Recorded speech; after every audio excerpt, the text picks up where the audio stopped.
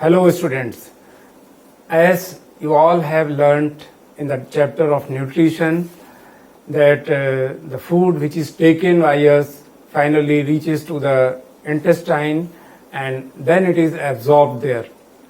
Similarly, in the chapter of respiration, you have seen that we take oxygen-rich air which comes to our lungs and finally it is also diffused inside the bloodstream. Now question arises, where these materials further goes on.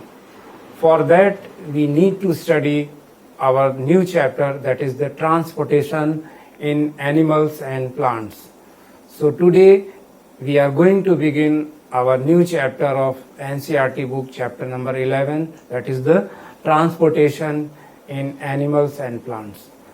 In that we will study about our circulatory system. So before going to the circulatory system, I would like to recall your previous knowledge about the physical transportation which we see in our surroundings. We see that on the roads every day so many vehicles are passing here and there carrying a lot of goods which are needed by the human beings of our society.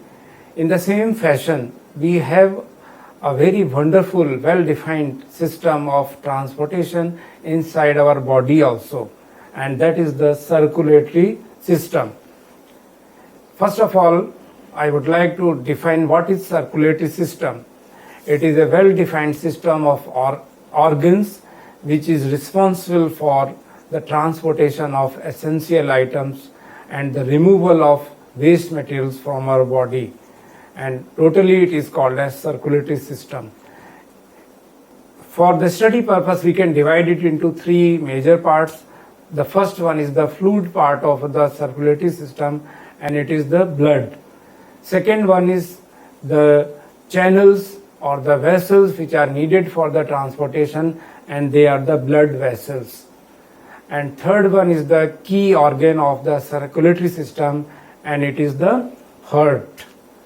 So one by one we will take these topics of our circulatory system. So let us begin with the blood. So the first question is, what is blood? So we can say that blood is the fluid part, red colored fluid which flows inside or which circulates inside our circulatory system. It comprises of three different kinds of cells. The first one is RBC, second is WBC, and third one is platelets. So now come to the RBC cells.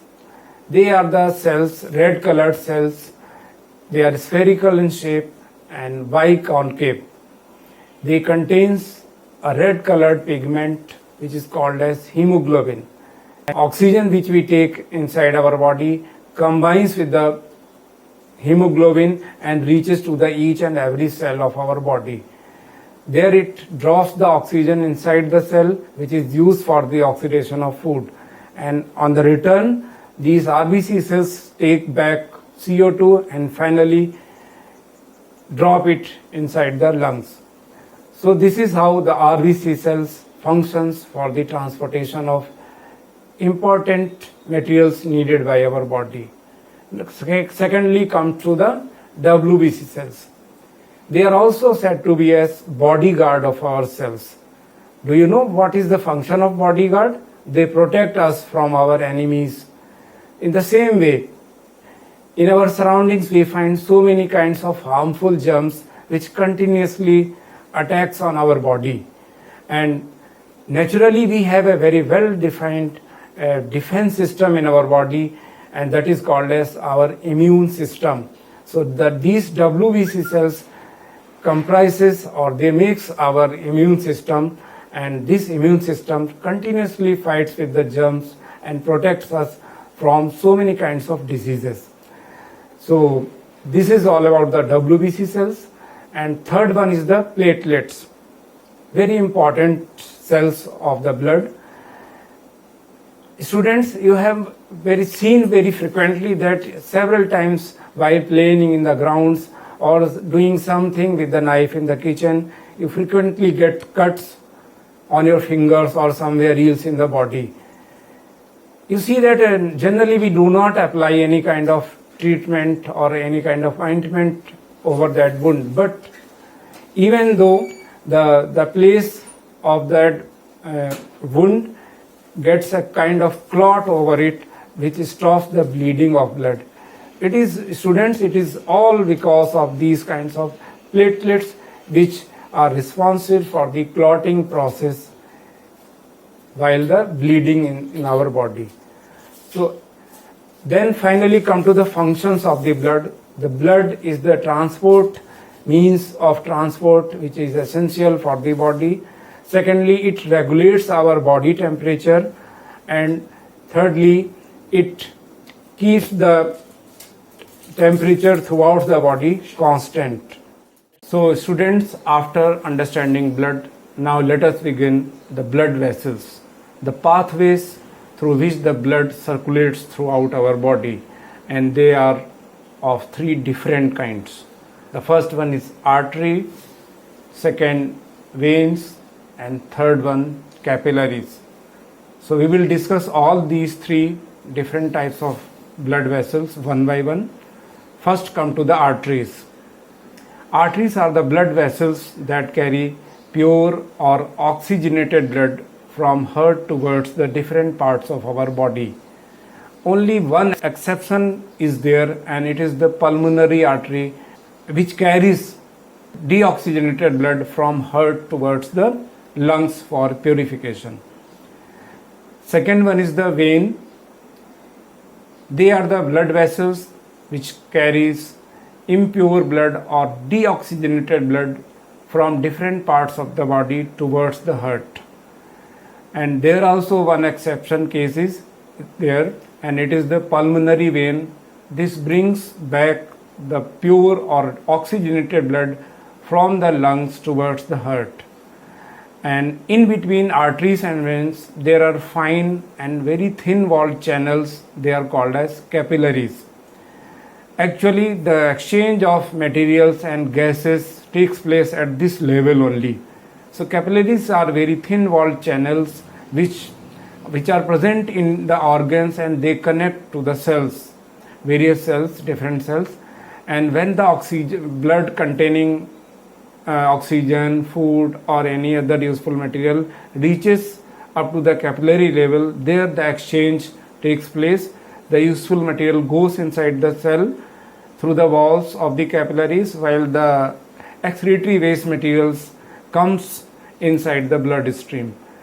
Again, these capillaries now gets connected to the veins on the other end, and finally these veins comes towards the heart, and through the vena cava they finally joins the heart, and in this way they brings back the deoxygenated blood into the right side of the heart in the upper chamber of the heart, that is the right auricle. From the right auricle, the blood now comes to the ventricle. After blood vessels, now come to the main or the key organ of our circulatory system, and it is the heart. So as we know that heart is the pumping organ of our circulatory system, because the blood needs to reach each and every part of our body from head to toe. For that purpose it needs a very high pressure, and that pressure is developed in the blood by the pumping of the heart.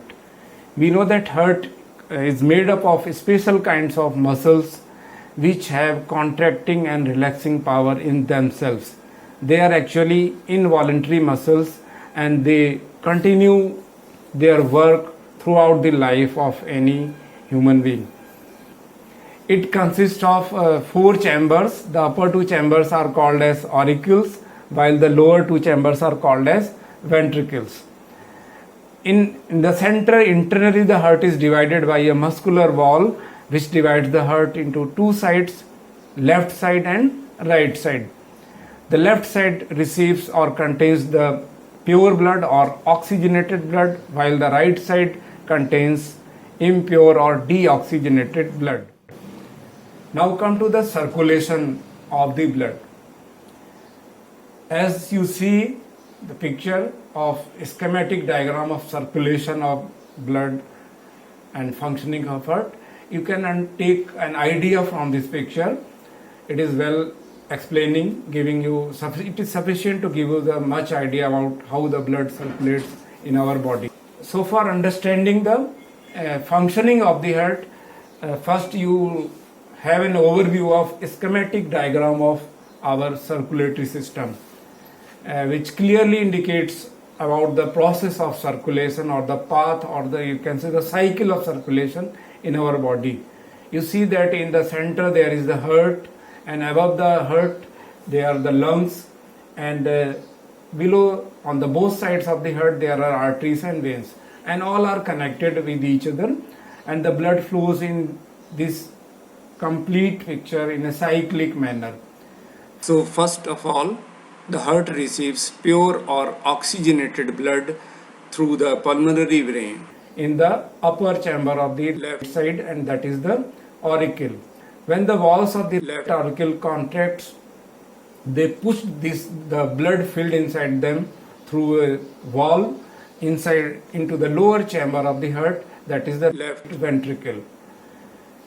At the same time, the right ventricle, which was having impure blood in it, it also contracts with the side by side with the right auricle, and the impure blood filled in that chamber finally reaches into the lower chamber, that is right ventricle. Now, after the contraction of auricles, now it is the time of contraction of ventricles. Both the ventricles contract, and the blood filled in respective ventricles finally pushed up and to the different channels. The blood from the left ventricle is pushed towards the aorta, while the blood filled in the right ventricle is pushed towards the pulmonary artery, which takes the blood for oxygenation up to the lungs. So in this way, the complete process runs throughout the body in a cyclic manner, and in this way we have the circulation of blood in our body. This is all about the mechanisms of circulation in the heart.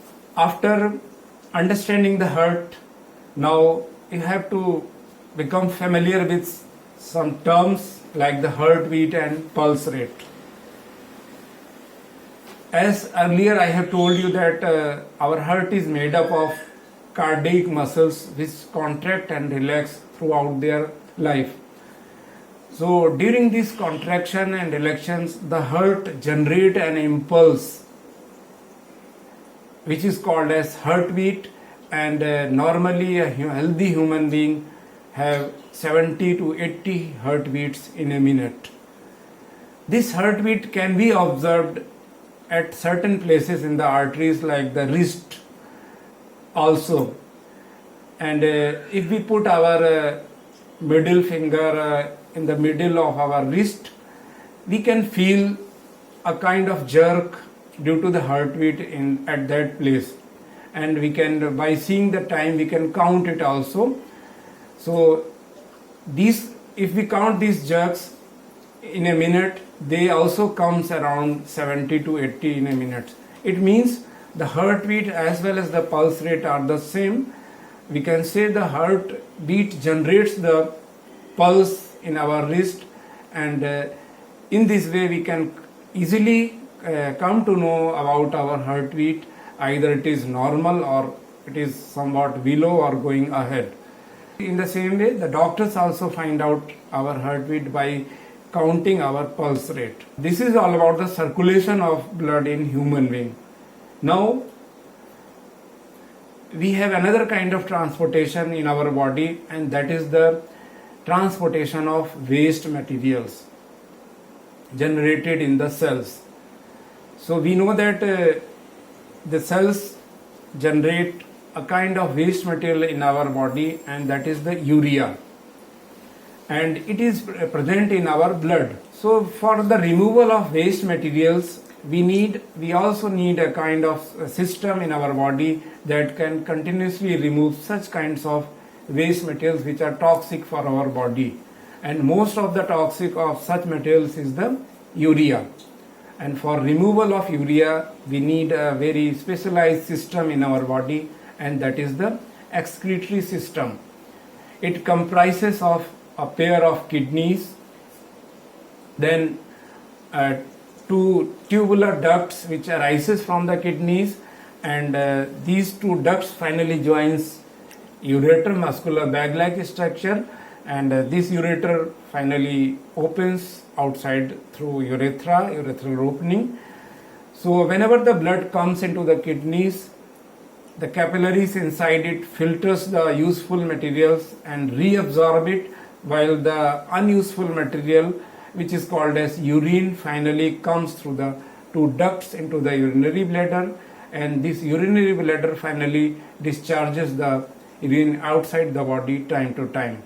So in this way we get rid of these kinds of excretory waste material, especially of urea through the urine. So let us define what is urine.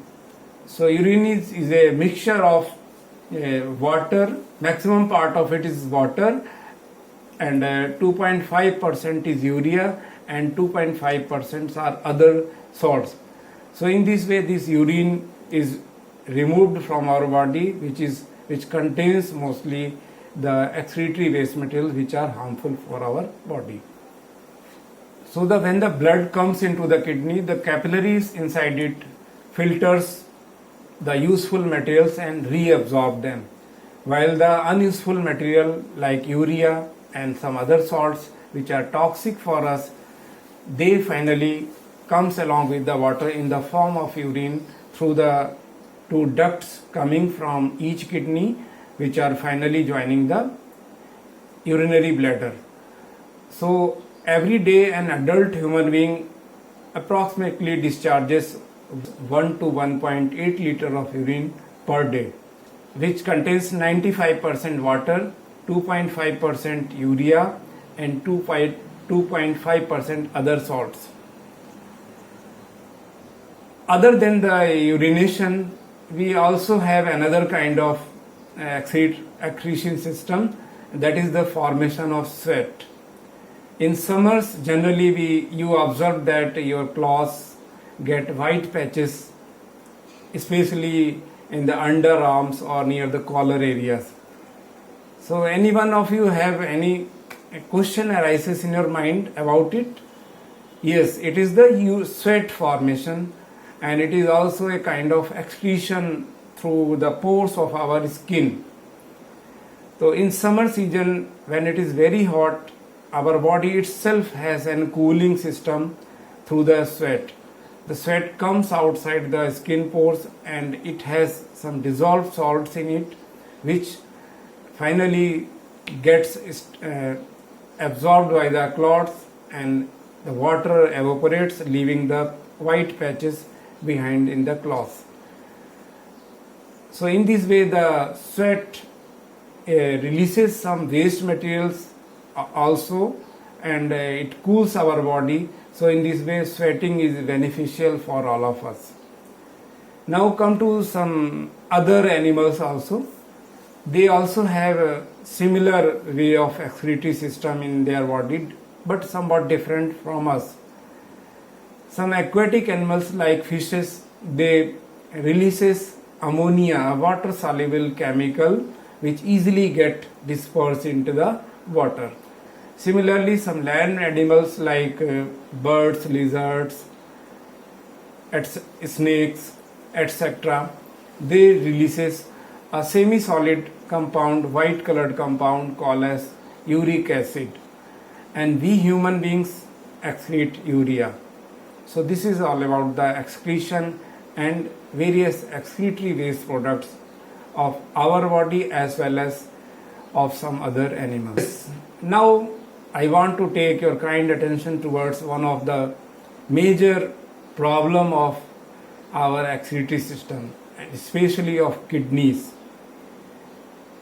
In this present world, we are might aware about the certain chronic diseases, and one of the very deadly diseases is the disease of kidneys. Many of the times, so many people get their kidneys damaged due to some accidents or due to some internal problems also. So can you guess what happens when these kidneys do not function if in anybody? Certainly it is that the toxic material which are formed inside the body will remain as it is in the body, and if they will continue for much longer time in the body, they will be very toxic and lastly dreadful also. So for that purpose, such persons need to be filtered it artificially, and the process, the phenomena through which this filtration takes place is called as dialysis. So dialysis is the process, artificial process of filtration of blood when the kidneys do not function properly or they get damaged somehow. So for that purpose, the blood is taken out from the body of the diseased person and they are filtered just like the kidneys through a artificial machine called as dialyzer. And again, from the dialyzer, that filtered blood is introduced into the body, and in this way such patients have to be regular dialyzed either weekly or 15 days or as per the need of the body. So this is a kind of a gift of science to the patients of kidneys or which have disorders. So in this way, I think now you have got sufficient idea about the transportation of useful materials up to the cells, and also about the removal of harmful or toxic materials from the body. Now come to the plants. Likewise, animals, the plants are also living organisms and they also needs the transportation of useful materials from one part to another part, and for that they have a special kind of tissue inside them, and that is called as vascular tissue. This vascular tissue is of two types. First one is xylem, second is phloem.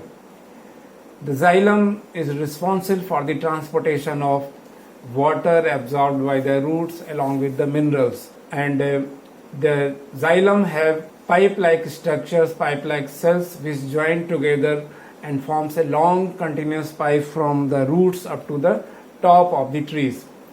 And in this way the roots absorb the water along with the minerals from it, and through the suction pressure developed by the transpiration process in the leaves, the water continuously rises up to the top of the trees or plants. Similarly, the leaves prepare food during the process of photosynthesis, which is needed by the plants, each and every part of the plant, or it is stored somewhere in the plant. For the transportation of that food, these plants have another kind of vascular tissue which is called as phloem.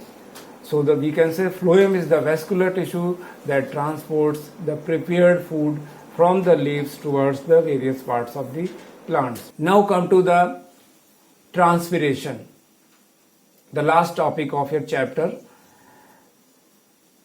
It is a process of removal of water in the form of water vapor from the surface of the leaves through special kinds of pores which are called as stomata.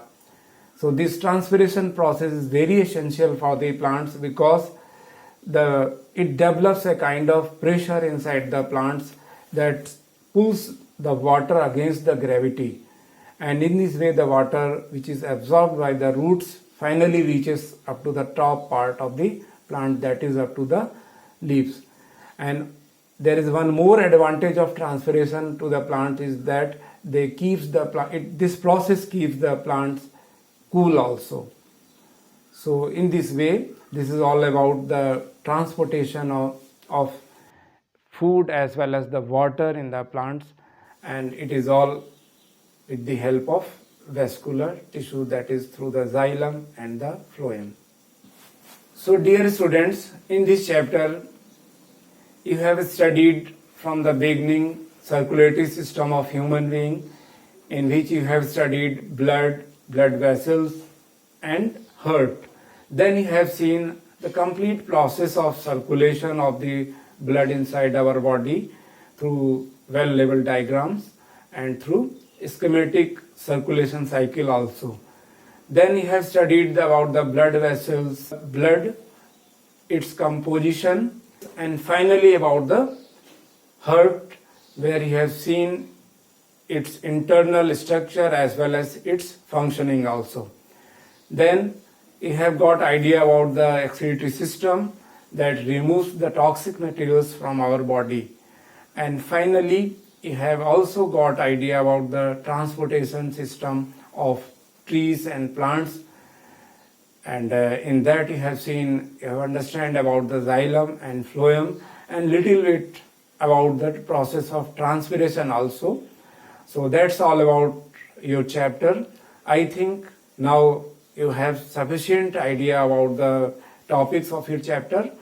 So all the best to